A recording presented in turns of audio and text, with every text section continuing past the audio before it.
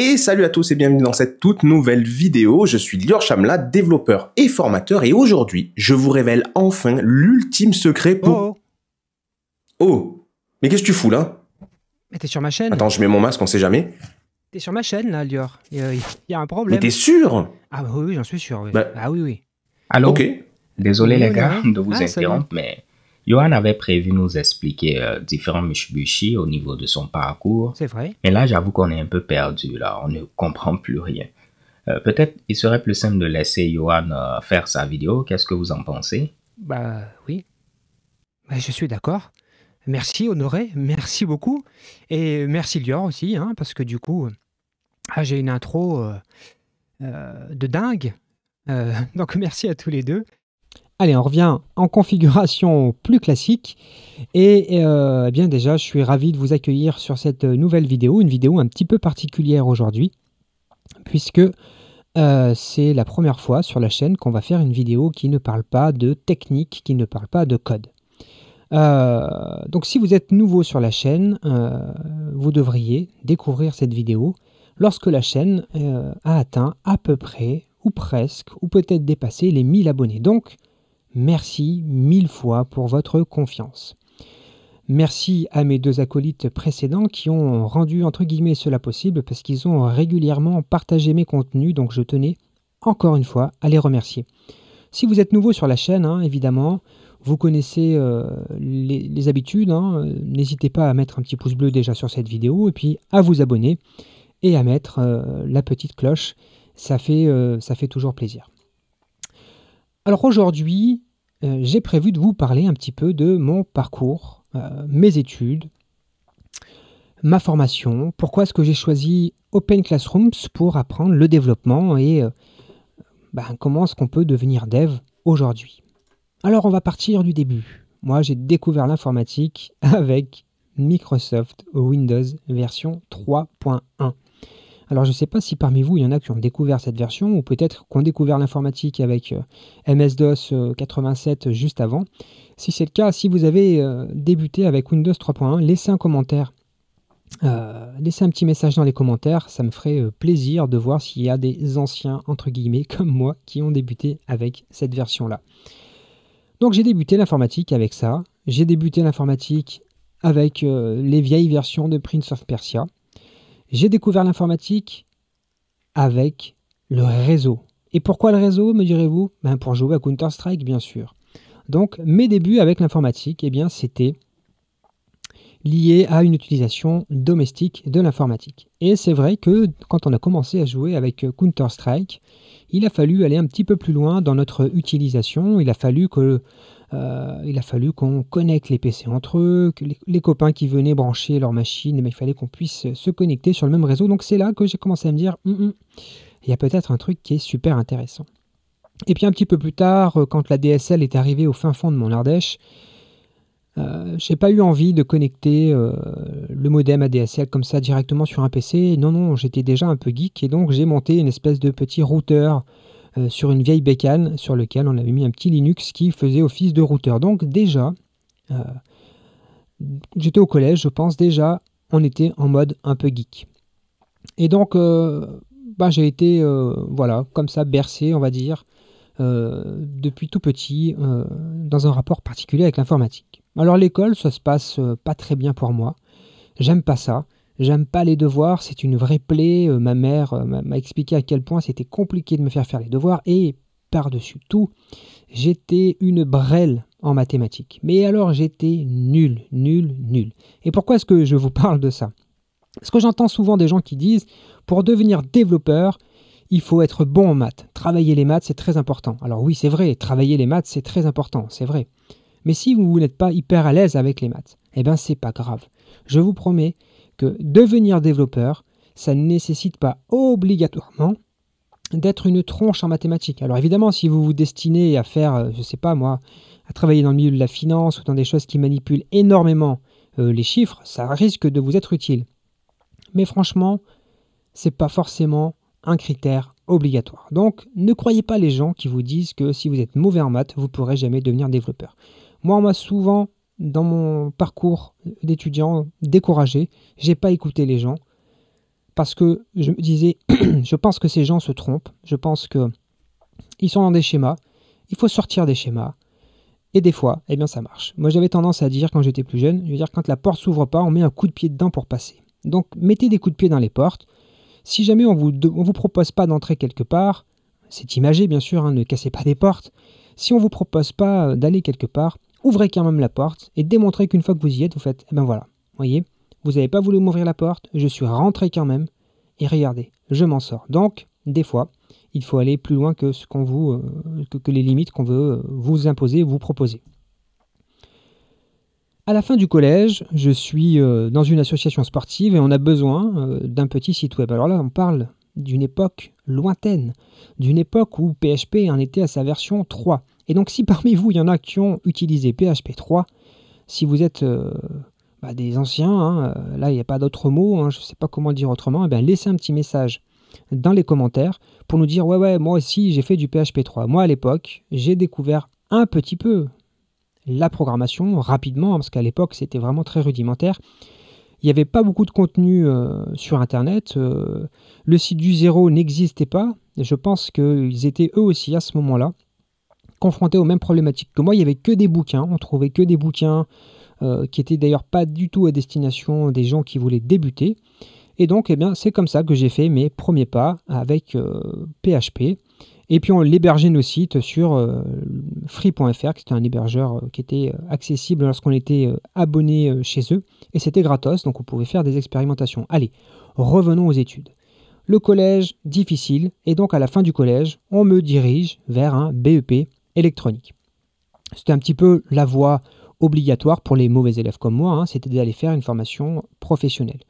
Et donc moi, je choisis le BEP électronique parce que c'est ce qui me semble le plus proche de l'informatique. Et en fait, je me rends compte que je m'éclate. Je m'éclate pendant 2 ans, si bien qu'à la fin de ce BEP électronique, je décide de m'orienter vers un bac pro informatique et ensuite un BTS informatique. Et là, je me dis, ouais, ça va être trop cool, je vais être étudiant. Alors en plus pour le BTS, je changeais, je quittais mon Ardèche, j'arrivais à Grenoble et je me suis dit, c'est super, on va avoir des super locaux, ça va être super fun, etc., etc. Non, ça, c'était pas la réalité. La réalité, c'était plutôt des cours dans des algécos mal chauffés l'hiver, avec chacun son propre PC portable parce que l'école n'avait pas assez d'argent pour acheter des ordinateurs. Mais c'est pas grave, parce qu'on a appris plein de trucs super intéressants. J'ai appris plein de concepts. On a appris les modèles TCP/IP, OSI, DOD, les principes de communication hertzien, les ondes, les principes de la fibre optique, l'angle du faisceau lumineux dans une fibre optique, enfin plein de trucs hyper intéressants. Et puis aussi, comme j'étais en alternance, j'ai appris des trucs beaucoup plus concrets. Comment déployer des écrans, comment brancher un PC, comment expliquer à l'utilisateur que oui, dans Excel, on fait comme ci ou comme ça. Et puis j'ai été confronté à quand même quelque chose, c'est que je m'étais dit c'est super, moi je veux devenir administrateur réseau. Puis en fait la vraie vie c'est que quand on est en BTS informatique, eh bien, c'est ça qu'on fait.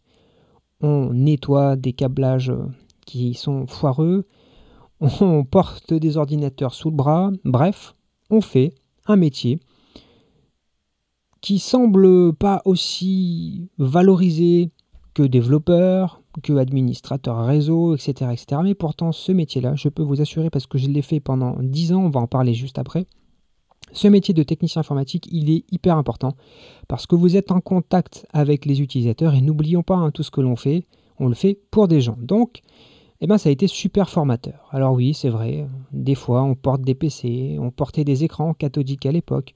On a fait plein de choses comme ça qui n'étaient pas forcément les plus intéressantes, mais hyper formateur. Donc voilà un petit peu pour ma formation professionnelle, on va dire. Donc je suis passé par des études, BEP, Bac Pro et un BTS informatique de gestion, je crois que ça s'appelait comme ça, en alternance. Et donc, si j'avais encore un autre conseil à donner, c'est si vous avez la possibilité de faire de l'alternance, quel que soit le domaine que vous souhaitez apprendre, je pense que vraiment l'alternance, alors ça va être un petit peu compliqué avec le Covid, mais l'alternance c'est vraiment une voie excellente pour être employable très rapidement à la fin de vos études. Et effectivement, moi à la fin de mes études, me voilà sur le monde du travail. Et à l'époque, qu'est-ce qu'on faisait il y a 15 ou 16 ans, lorsqu'on finissait ses études? On allait bosser dans un centre d'appel pour faire du support informatique. Et donc, effectivement, pendant un certain nombre d'années, j'ai été comme ça technicien de helpdesk, technicien support. Et c'est un métier quand même particulier, qui est un métier qui est usant. Mais j'ai beaucoup aimé faire ce travail de support. Ça a été très formateur. Et puis après, j'ai changé plusieurs fois d'entreprise. J'ai été amené à faire par exemple de la gestion de parc, et ça, je l'ai fait pendant très longtemps, et je continue d'ailleurs à le faire une partie de mon temps dans l'emploi que j'occupe. Gestion d'un parc, déploiement d'applications sur un parc de 500, 600 machines, gestion du matériel, installation des Windows de manière automatisée, etc., etc. Tout ça, ça fait partie de mon expérience professionnelle. J'ai évidemment continué pendant longtemps comme ça à faire du support aux utilisateurs.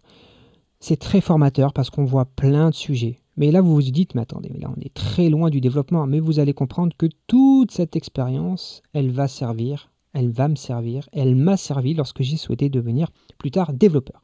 Mais bon, ok, je fais du support, tout ça. Mais malgré tout, au bout d'un moment, c'est fatigant. Donc je me dis, ok, moi, ce qui m'intéresse, c'est organiser le support informatique. Ce qui m'intéresse, c'est utile. C'est comment est-ce qu'on organise une gestion de la demande. Donc là, je rentre dans un délire à ce moment-là de me dire, moi, je suis un spécialiste de la gestion de la demande, de la gestion d'un support informatique. Et de fait, c'était vrai, puisque j'avais travaillé dans plein d'entreprises qui faisaient du support informatique. Niveau 1, niveau 2, niveau 3, j'ai occupé plein de postes comme ça, et puis souvent j'ai été force de proposition pour améliorer les choses, changer l'outil de gestion d'incidents, etc., etc. Donc à ce moment-là, je me suis dit, allez, il y a peut-être quelque chose à faire dans l'organisation d'un support. À un moment donné, je me suis dit, allez, même, je vais devenir chef d'un support, c'est ça le boulot que je veux faire. Et puis, au secours, non, en fait, non, c'est pas ce qui m'intéresse. En fait, je n'ai pas envie de faire ça.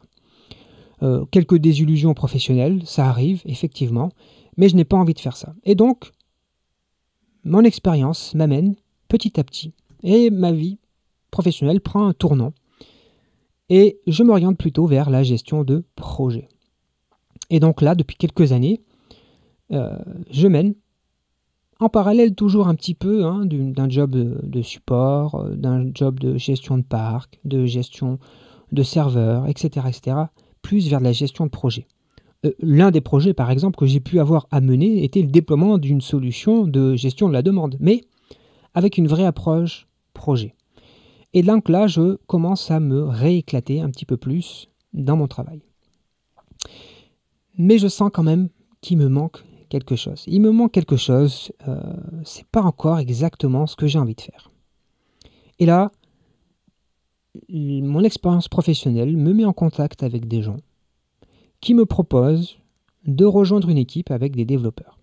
L'idée, c'est de bénéficier de toute mon expérience en système, parce que j'ai eu depuis des années administré des serveurs, mon expérience technique sur l'utilisation, le management d'un parc, etc. Ça peut être utile à une équipe de développeurs.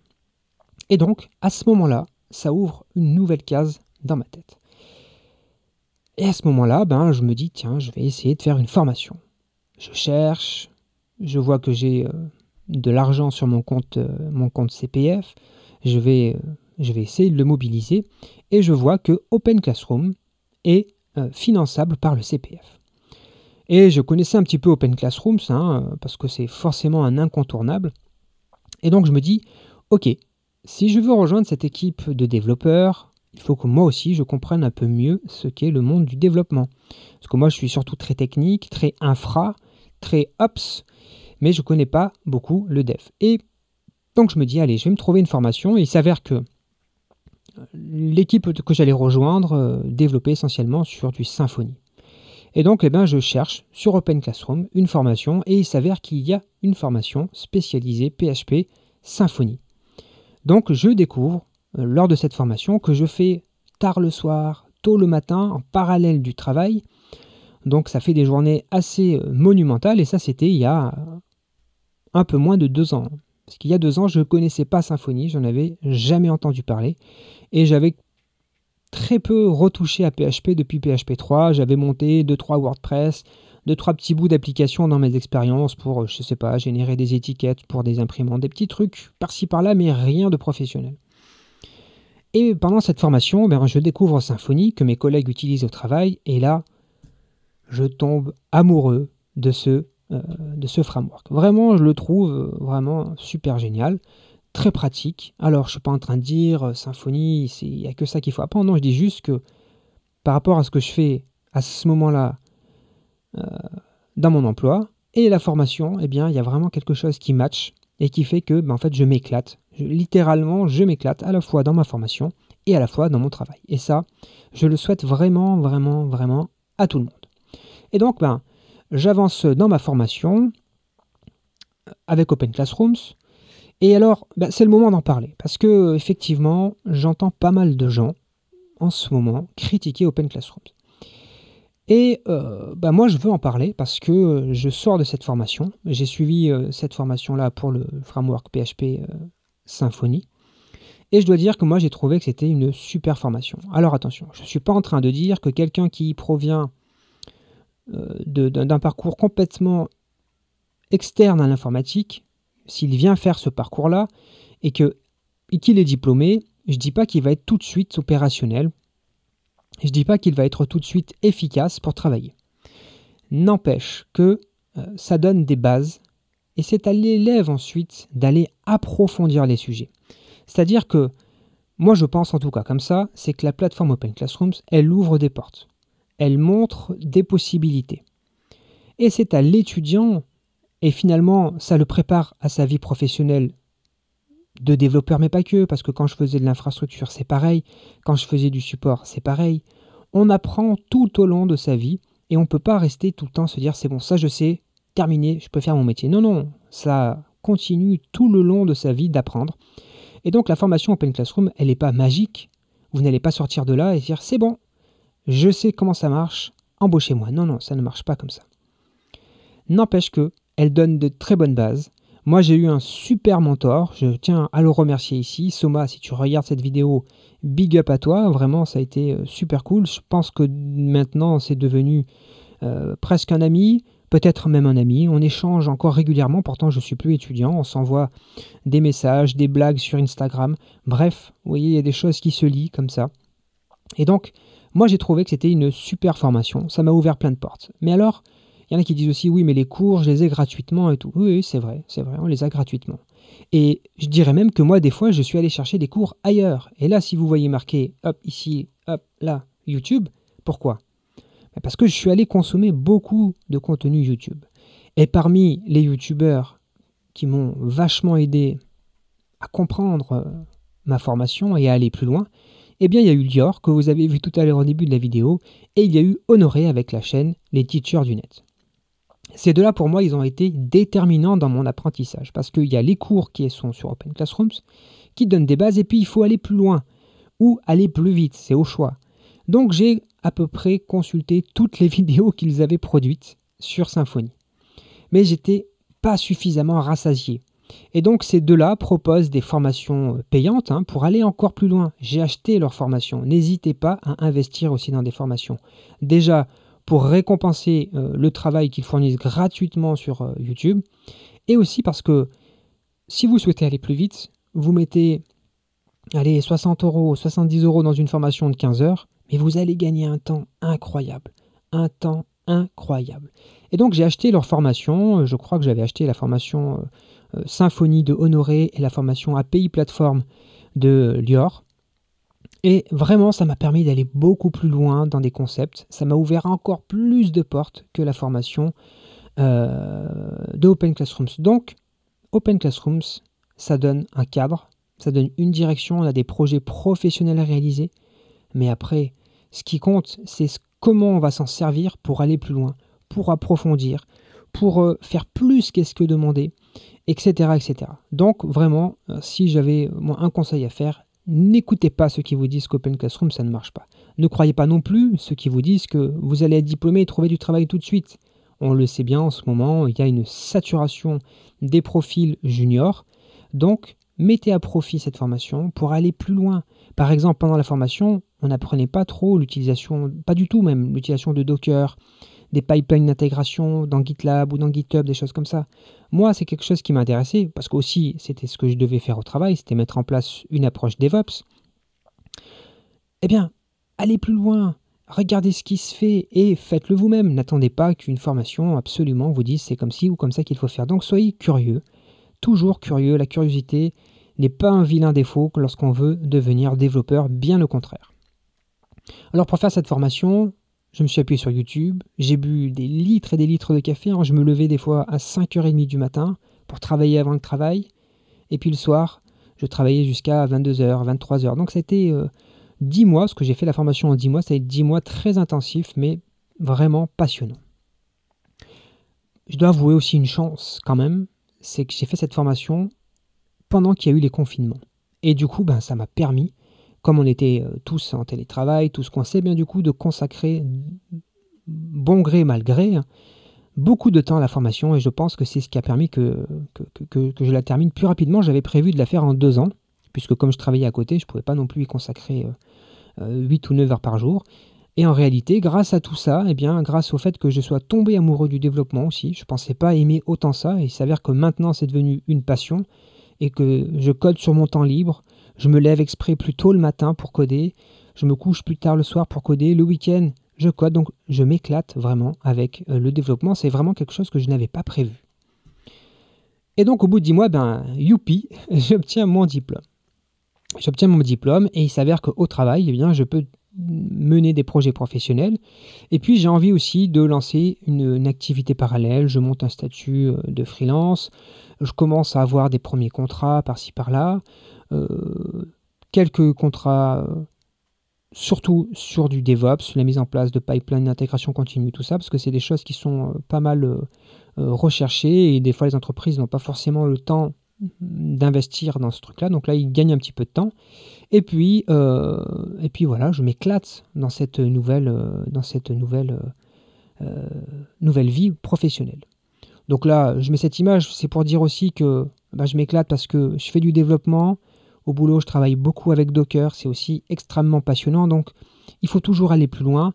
Il faut toujours aller plus loin que la formation. Moi, j'ai fait une formation développeur. Il s'avère qu'aujourd'hui, je passe quand même pas mal de temps à aider mes collègues à mettre en place une approche DevOps, avec des environnements Docker, des pipelines d'intégration et de déploiement continu, des choses comme ça que je n'ai pas vues dans ma formation, mais elle m'a ouvert l'esprit vers il faut apprendre des choses. Et l'une des forces de cette formation, en tout cas la résonance qu'elle a eue chez moi, c'est de me rappeler en fait que apprendre c'est tellement excitant et tellement agréable.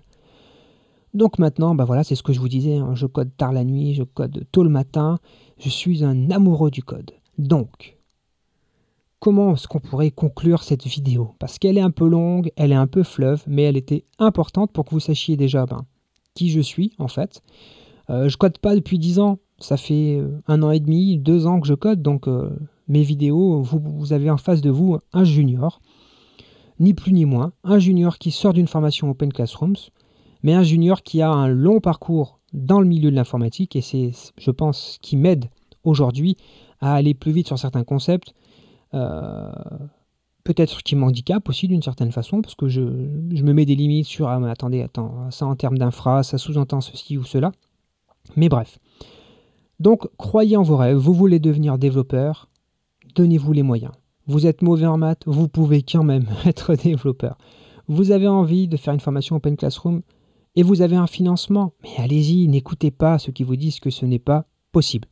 Tout est possible, il suffit juste de se donner les moyens, de se donner le temps et puis de croire aussi un peu en soi-même.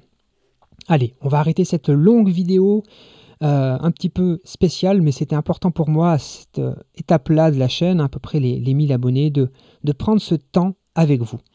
Promis, la prochaine vidéo qui sort la semaine prochaine sera un peu plus technique, même s'il ne sera pas forcément encore question de code, mais à partir de la semaine prochaine, on va lancer une nouvelle série de vidéos. On va se lancer dans une série, alors ça ne sera pas une série à la Netflix, quoique, pourquoi pas. On va voir ensemble un projet d'une application Symfony, d'un site web Symfony de A à Z. Et quand je dis de A à Z, c'est de l'expression des besoins de la personne qui vous commande le site jusqu'à la mise en production. Donc on va vraiment voir tout de A à Z. Comment est-ce qu'on va organiser nos tâches, comment est-ce qu'on précise les besoins du client, comment est-ce qu'on conçoit la base de données, le schéma de base de données, comment est-ce qu'on initie le projet Symfony, comment est-ce qu'on versionne son code, comment est-ce qu'on s'assure qu'on respecte tout au long du développement les bonnes pratiques. On va revoir tout ça ensemble.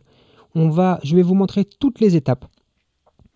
Je ne vais en sauter aucune, donc on va voir tout ensemble, la mise en place d'un thème, les tests qu'on va faire avec l'utilisateur, bref, on va tout voir ensemble. Alors j'essayerai de chapitrer ça pour que ça soit intéressant et qu'il y ait des thématiques à chaque vidéo.